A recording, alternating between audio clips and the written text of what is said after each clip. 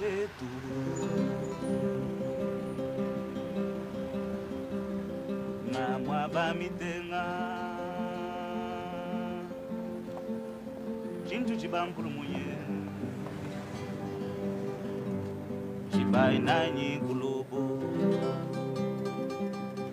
quartier de la Porte de Namur, Matongé pour les Africains. Il va de la place Fernand-Coq au boulevard de la Petite Ceinture. Deux artères commerçantes s'y rencontrent, la chaussée d'Ixelles et la chaussée d'Ouavre. Si vous n'y êtes plus passé depuis longtemps, vous risquez d'être étonné par le nombre d'Africains que vous croisez sur le trottoir. Le dépaysement est assuré, mais tout se passe sans incident, dans la bonhomie. On dit cependant que le quartier abrite des trafiquants d'or et de diamants, un réseau de prostitution, des pourvoyeurs de drogue. C'est possible, nous a-t-on dit officiellement à la commune, sans plus. Comme nous ne sommes pas de la police, nous ne vous montrerons que la partie visible de cette vie africaine.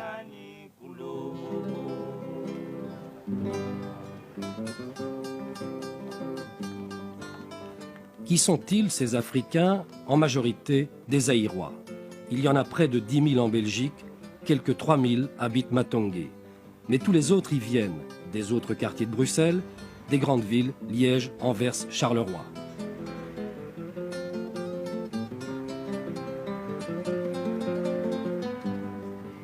Les Africains viennent tout d'abord s'approvisionner en produits alimentaires de leur pays. Vous découvrez dans la chaussée d'Ouavre et les rues adjacentes des épiceries spécialisées dans l'importation de produits zaïrois et des restaurants typiques où vous mangez poisson du fleuve, poulet mohambe et autres spécialités du Zaïre.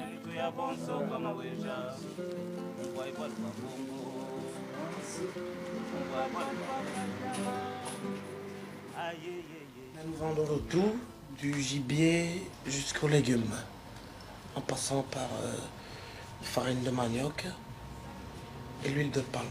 En fait, on peut trouver ici tout ce qu'on trouve au Zaïre. À peu près, oui. Et comment êtes-vous approvisionné? Nous sommes approvisionnés par notre mère qui se trouve d'ailleurs sur place là-bas en Afrique. Et les gens de notre famille, quoi, qui nous approvisionnent par la fret. Par avion? Par avion. Oui. Et de temps en temps par bateau aussi. Et quel genre de clientèle avez-vous ici? De tout. Aussi bien des Belges qui ont vécu longtemps en Afrique et des Zaïrois qui se trouvent ici en Belgique. En fait, est-ce que tous ces produits sont chers? Tout produit d'exportation en général, il faut quand même, disons, avec les frais de douane que nous pouvons payer, évidemment, nous devons absolument avoir un petit gain de bénéfice dessus. Donc, ces produits sont, je crois qu'ils sont pas chers quand on regarde le coût, les frais de transport.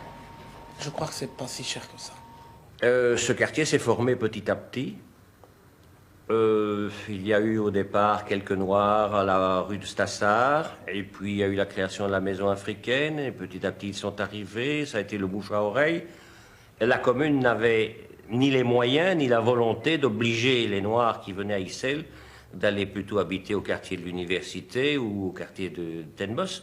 Je crois que même actuellement, même si on en avait les moyens, je vois difficilement la façon de les éparpiller.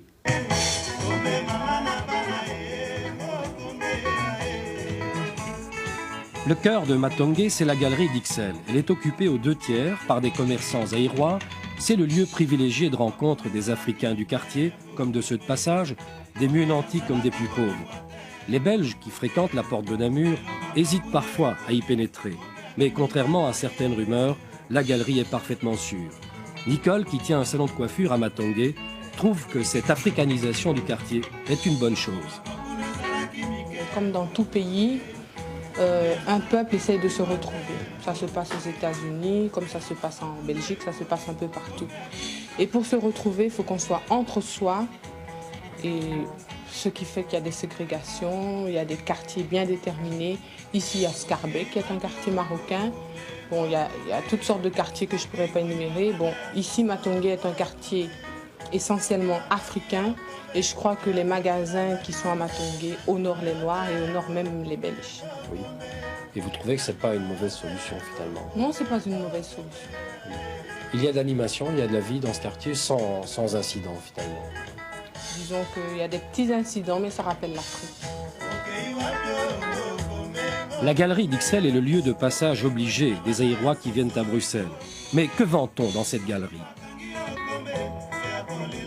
Le commerce essentiel ici, c'est plutôt beaucoup plus de wax hollandais. Dites-moi ce que c'est que le wax. Le wax hollandais, c'est-à-dire c'est une tenue vestimentaire tout à fait africaine. Et en plus, il y a des produits de beauté, des produits cosmétiques et en même temps des salons de coiffure pour Africains. En fait, c'est un centre de beauté et d'habillement. C'est cela, exactement. On dit que la mode de Kinshasa se fait ici, à la porte de Namur.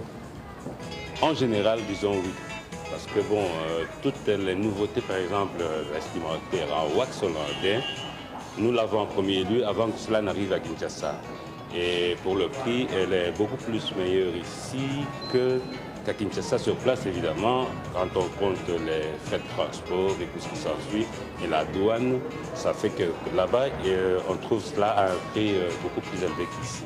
Donc au fond, vous avez deux clientèles, une clientèle de passage qui vient du Zaïre notamment, et une clientèle qui vit à Bruxelles et en Belgique. En Belgique.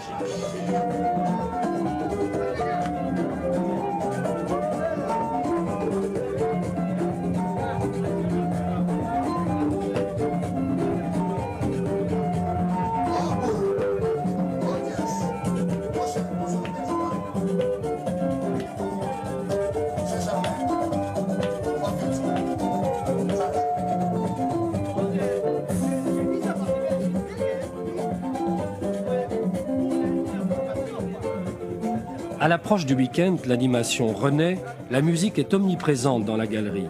Un disquaire italien, qui a bien compris l'intérêt de l'entreprise, s'est spécialisé dans la musique africaine et afro-cubaine. Son magasin est devenu la Mecque de tous les amateurs de ce genre de musique. Devant le succès, il s'est mis à produire des disques avec des artistes zaïrois. Je touche un peu à tout, à l'édition, à la production, et puis j'ai aimé leur musique, et les artistes se présentaient, et puis j'écoutais leurs œuvres et tout, et comme ça j'ai commencé à produire leur musique qui a d'ailleurs bien marché. Les musiciens zaïrois sont parmi les meilleurs musiciens africains, dit-on. Oui, disons qu'ils ont une très bonne place. Il y a les musiciens camerounais, d'autres qui sont très bien, mais la musique zaïroise, elle est très cotée. Donc c'est une bonne affaire pour vous. Oh oui, surtout qu'ici en Belgique, la colonie zaïroise est très importante, mais on nous demande des disques de tous les pays d'Afrique.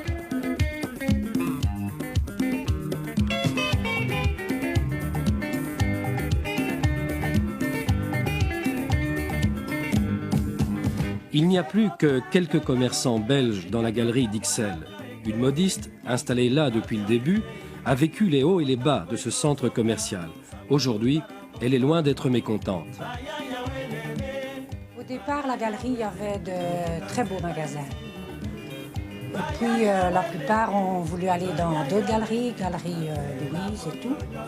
Beaucoup ont fait faillite là-bas parce que ici, la galerie, on la critique constamment.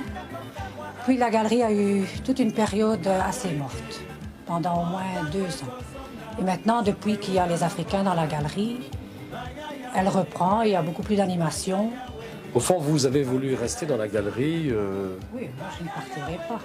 Oui, avec un commerce de chapeaux. On dit que le gros problème parmi les commerçants africains, c'est qu'ils vendent tous la même chose, ou des cosmétiques, ou des pagnes.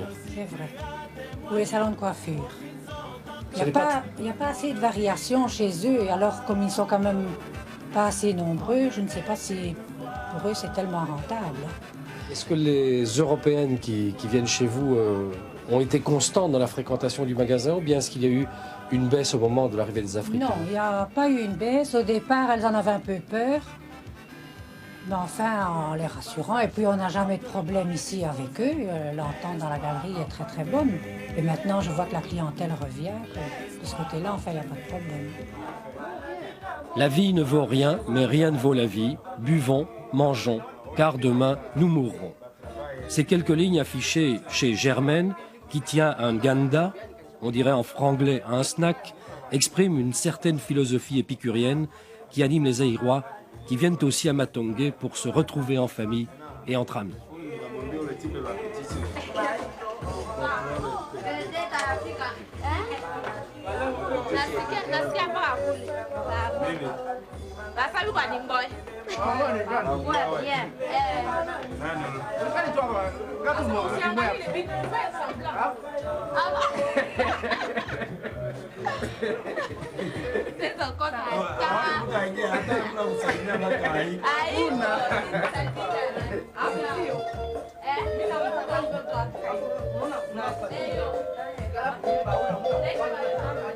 Le premier Zaïrois qui débarque déjà à l'aéroport de Zaventem, soit la poste frontière qui passe, sa première recherche c'est le Matongé, où se trouve le Matongé. Là, c'est un lieu de rencontre. On peut rencontrer quelqu'un qu'il y a 10 ans qu'on n'a jamais rencontré. Facilement, ici, on se rencontre. Vous rêvez d'avoir ta chevelure? Pas de problème, présentez-vous aux 37 chaussées de l'Oise ou aux 20 galeries de la porte de Namur. Chez nous, tous les miracles sont possibles.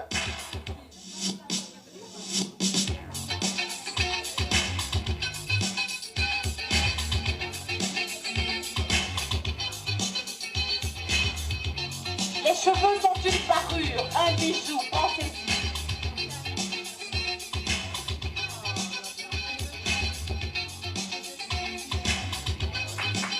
Applaudissez. Black is beautiful et à l'occasion, les commerçants zaïrois créent l'événement dans Matongé, comme ce défilé de mode et de coiffure largement inspiré de ce qui se fait aux États-Unis.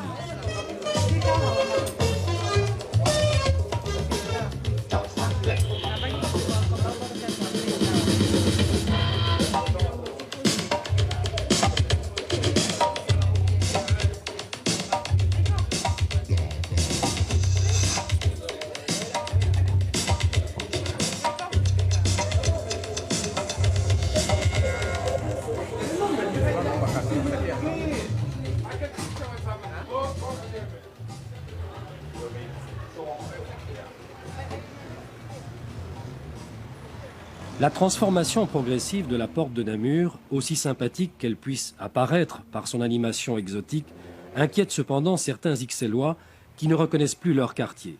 Certains propriétaires se plaignent surtout de la dévaluation de leurs immeubles qu'ils attribuent à l'invasion des Africains. Je connais des gens, dont ma belle-mère par exemple, qui voudrait cesser ses affaires, qui a une maison, qui a travaillé toute sa vie. Cette maison appartenait à sa mère, à elle, donc mon arrière-grand-mère et grand-mère.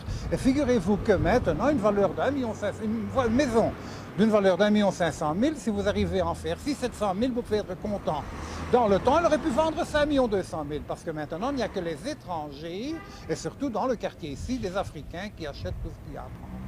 Oui. Ça, c'est certain. Et qui achètent à des prix assez bas. Mais bien entendu, parce que vous devez quand même vous en séparer à un certain moment, et sinon ça tombe en ruine. Et pour ne pas que ça tombe en ruine, on vend quand même à des prix vraiment dérisoires. Il ne faut pas oublier qu'il y a une dévaluation générale de l'immobilier en Belgique depuis plusieurs années, mais je crois que la situation créée dans l'eau d'Ixelles n'a certainement pas amélioré la situation et a précipité la chute. Est-ce qu'il y a des Zaïrois, par exemple, qui achètent beaucoup d'immeubles? Mais nous n'avons pas de statistiques en la matière. Je crois savoir qu'il y a eu des achats, notamment dans la galerie commerçante et dans les environs. Mais vous dire exactement ce qu'il y en est, ce n'est pas possible. Certains propriétaires ixellois donnent l'impression de vouloir s'en aller, en tout cas. Il y a des propriétaires qui sont partis, il y a aussi des habitants qui sont partis. J'ai fait allusion tout à l'heure à la concentration trop grande. Cette concentration trop grande a manifestement chassé une partie de la population belge. Et du côté africain, il n'y a pas tellement de problème. Non, pas du problème. Non, dans le temps, le bruit. Le bruit, oui, parce que ces gens, ils ne parlent pas comme nous. Il n'y a rien à faire. Ils ont là le verbe haut. Et quand ils se rencontrent, même s'ils sont déjà vus 10 fois dans la journée, c'est comme si c'était vu pour la première fois depuis une cinquantaine d'années. Hein. C'est toujours le verbe haut. Et la nuit, quand vous dormez, je vous garantis que ça n'est pas agréable.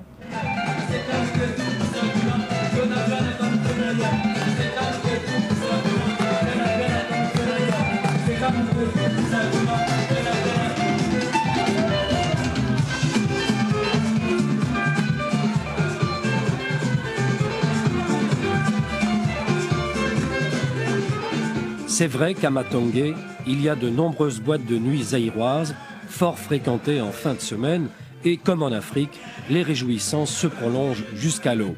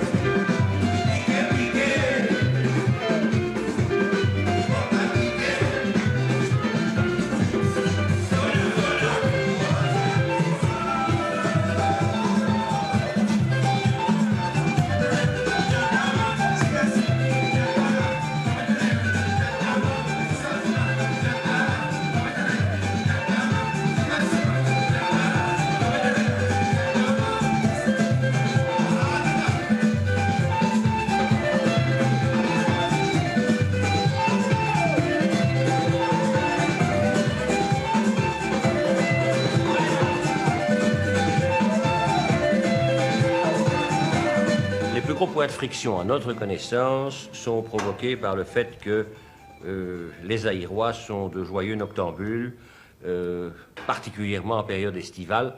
Et là, effectivement, il y a dû y avoir des interventions parce que ça aurait pu même tourner à l'aigle.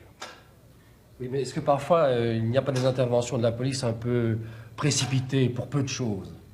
Certainement pas pour peu de choses. On ne peut pas nous le permettre avec les effectifs que nous avons. 9 fois sur 10, elles sont d'ailleurs provoquées par les réclamations des Blancs qui y vivent encore.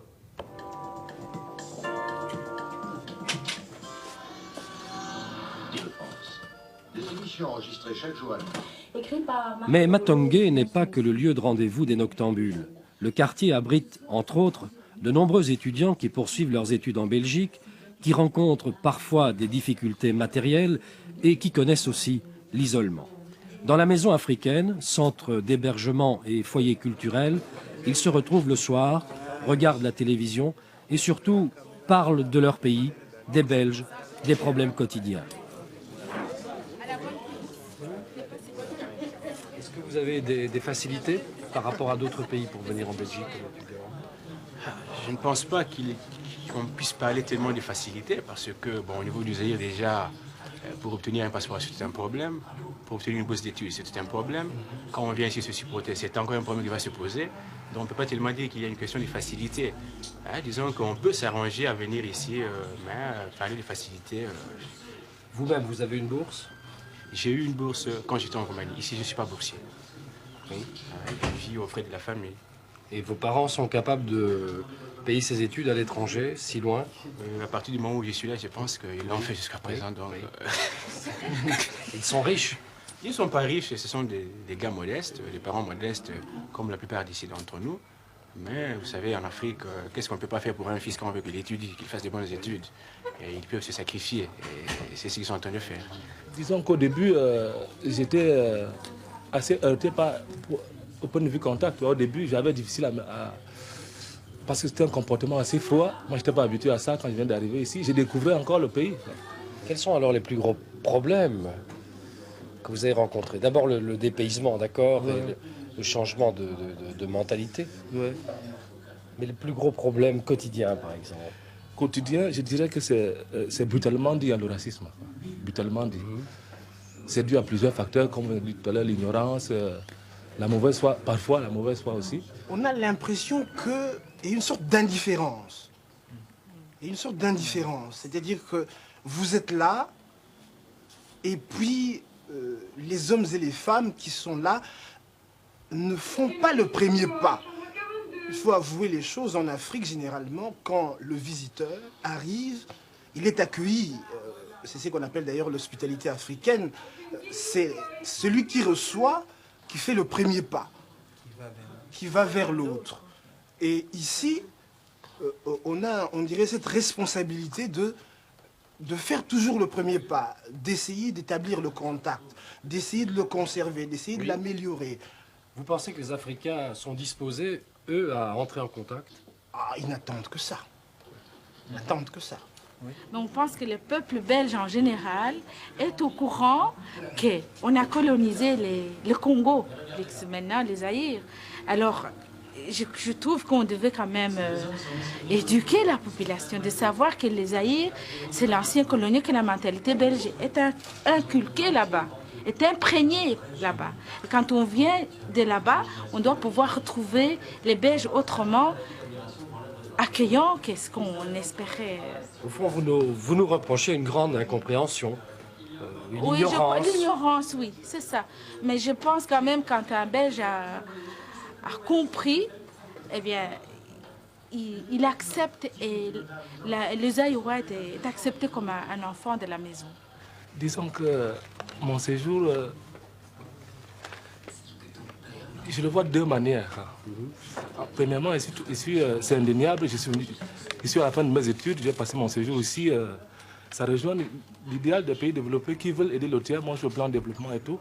Mais l'autre aspect de la médaille, c'est que notre séjour ici n'est pas toujours gai, quoi. C'est-à-dire qu'on rencontre beaucoup de difficultés à tous les niveaux, au niveau de l'intégration, comme mon ami Polydor a mentionné tout à l'heure. Dans le quartier, on rencontre une répression policière assez souvent brutale. Et c'est le côté qui fait qu'on n'est pas totalement satisfait, quoi. On n'a pas parlé de tous les problèmes peut-être qui se posent aux étudiants sur le campus. Et y en a-t-il? Ça dépend. Il y a le tout premier problème que je constate, c'est le problème de contact entre Belges et étrangers. Je pensais qu'en milieu étudiantin, était un problème inexistant, mais il semble qu'il se pose toujours. Au début des années, on constate qu'il y a deux camps, les étrangers et les Belges. Même si au fur des années, on arrive à créer certaines amitiés, mais le plus souvent, les Belges restent dans leur coin, les étrangers dans leur coin. Ça, vraiment, il faut le dire, c'est comme ça. Même si on se dit bonjour, mais on ne peut pas dire qu'on est vraiment des bons amis. On est juste des collègues et ça s'arrête à la faculté, quoi. Vous savez pourquoi? Vous savez pourquoi? Je suis en train de me poser la question. Je suis en train de me poser la question et je pense aussi que mes collègues belges en font de même. Il y a une vie zaïroise propre. Oui, oui, ça, nous avons essayé de recréer une certaine ambiance zaïroise ici. C'est là, au moins, je pense que c'est la seule chose qui nous réchauffe encore. Au moins, on se retrouve entre nous, il y a ce contact-là et nous sommes en train de dire que oui, même si on nous écarte, mais enfin, nous pouvons encore nous retrouver entre nous, recréer l'ambiance du pays, quoi. Ça, au moins, ça existe et ça nous réchauffe le cœur. Mais en même temps, vous n'avez pas le sentiment de créer une sorte de ghetto? Justement, mais le problème est que le ghetto, parlons-en. Nous, on veut bien s'intégrer puisque nous sommes dans un pays étranger. Notre premier but, c'est venir apprendre, aller vers notre hôte, aller vers ceux qui nous ont accueillis, ceux qui nous ont permis de faire des études ici. Mais si, comme je l'ai dit, de leur part, on remarque, excusez-moi, ces petites terres de grands petits bourgeois, famille, maison, papa, télé, bon, que nous, on n'a pas peut-être, parce qu'on est des pauvres étudiants ici. Mais on ne peut pas être sur la même longueur d'onde. Alors, bon, on préfère se retrouver entre nous. Ce n'est pas tellement un ghetto, mais les circonstances nous y forcent. Les circonstances de la vie telles qu'elles se passent ici maintenant, elles nous y forcent à carrément rester entre nous. Regardez ici, nous sommes tous des étudiants africains, nous avons des amis belges, mais où sont-ils? Combien viennent-ils chaque soir nous voir ici? Personne. Je pense que ce n'est pas la première fois que vous venez, mais ouais, je dis, ce sont que les Africains. C'est une maison qui est pourtant ouverte à tout le monde. Mais la plupart du temps, vous ne voyez que des étudiants africains. Et pourtant, nous avons des amis belges qui sont nos collègues de faculté, qui sont nos collègues dans la rue, nos collègues dans les danses. Mais quand nous sommes ici, il n'y a pratiquement aucun belge qui vient. Nous sommes entre nous. C'est pas un ghetto, ça. Tout le monde a l'air d'accord.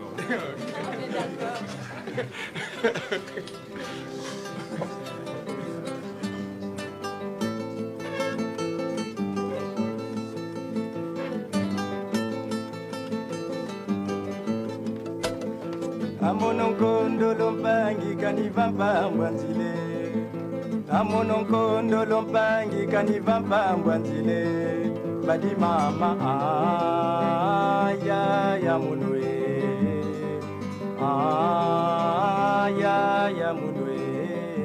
Ya munwe lofalwanka nilune. Ya munwe lofalwanka nilune. Ekidila.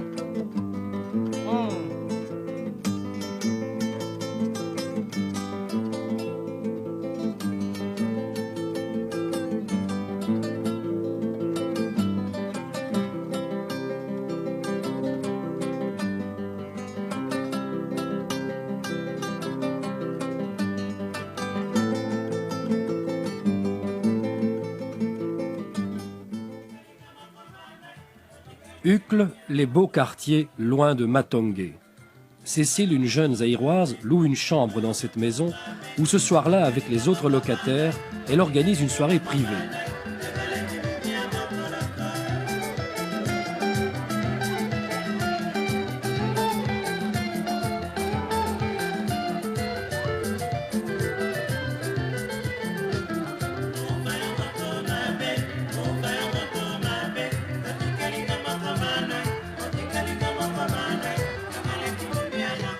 Une centaine d'Africains et de Belges se retrouvent ici en toute simplicité pour manger et danser.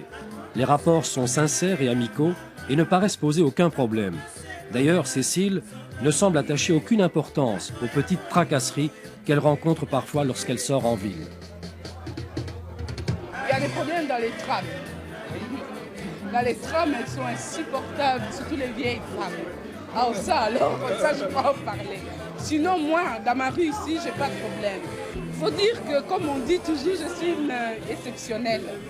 Mais parce que tout le monde dit que j'ai bon caractère. Et que comme j'ai vécu longtemps ici, les gens qui parlent, je ne les écoute pas. Les mauvais regards, je ne les vois pas. Mais je sais que dans les trams, c'est des fois insupportable. Hein. Il y en a qui sont vraiment très racistes.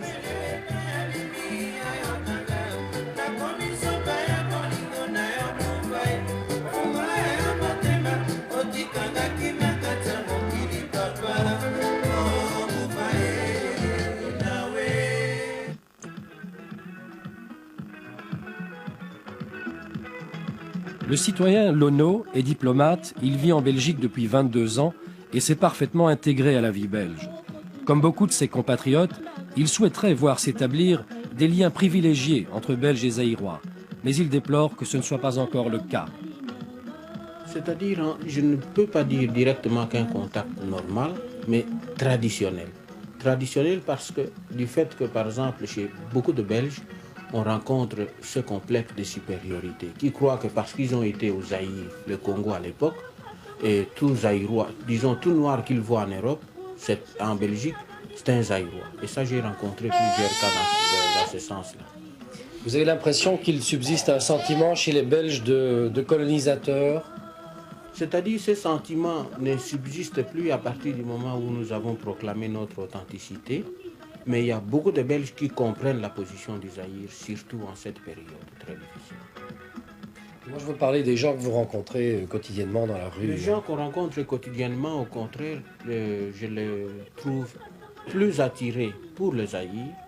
Et ils sont, on dirait, actuellement plus serviables. Et la plupart, évidemment, critiquent les anciens colons qui ont été au Zaïre à l'époque. Donc le Belge de la rue n'est pas hostile. Le Belge de la rue n'est pas hostile aux Zaïrois comme tel. Vous savez comment nous sommes ici, comment nous vivons. Il y a énormément d'histoires. Il faut que Dieu soit toujours avec nous.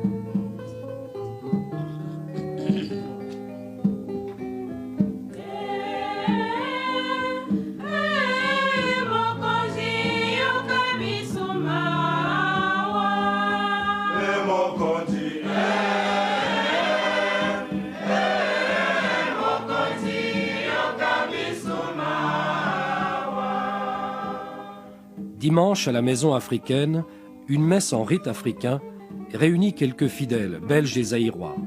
L'occasion, comme lors de manifestations culturelles trop rares, d'un rapprochement entre les uns et les autres. Avec un peu de compréhension réciproque, Matongué et l'Ixelloise resteraient le quartier de tout le monde.